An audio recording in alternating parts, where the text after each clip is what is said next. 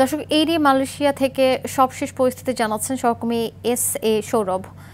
সৌরভ, মালয়েশিয়ায় বাংলাদেশি অভিবাসীদের ধরপাকড়ের বিষয়ে আপনার কাছে সবশেষ কি তথ্য রয়েছে, বিস্তারিত জানাবেন।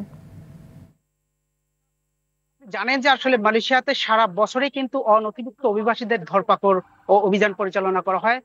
দেশটির ইমিগ্রেশন বিভাগের কড়া নির্দেশনা রয়েছে যে দেশটিতে একজন অনথিভুক্ত অভিবাসীদের কোনো স্থান এখানে দেওয়া যাবে না। তারই ধারাবাহিকতায় কিন্তু আসলে প্রতিদিন দেশের কোথাও না কোথাও অভিযান চালানো হচ্ছে। যেমনটা আপনি বলছিলেন যে ঠিক গতকাল দেশটির পর্যটন নগরী ক্যামেরুন হাইল্যান্ডে কিন্তু ব্যাপক ধরপাকড় অভিযান চালানো হয়েছে এবং সেখানে 174 জন বাংলাদেশি সহ 468 জন বিদেশি নাগরিকদের আটক করা হয়েছে।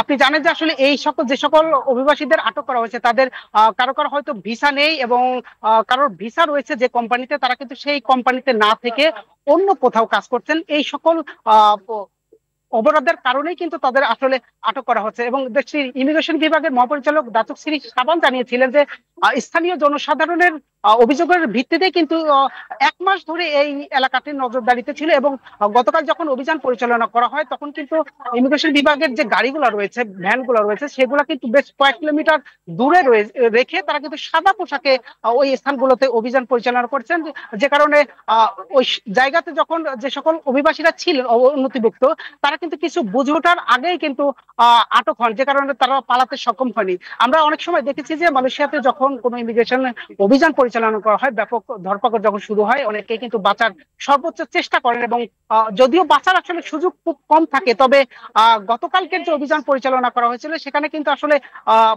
বাঁচার কোনো সুযোগ ছিল না। যে ধন্যবাদ আপনাকে।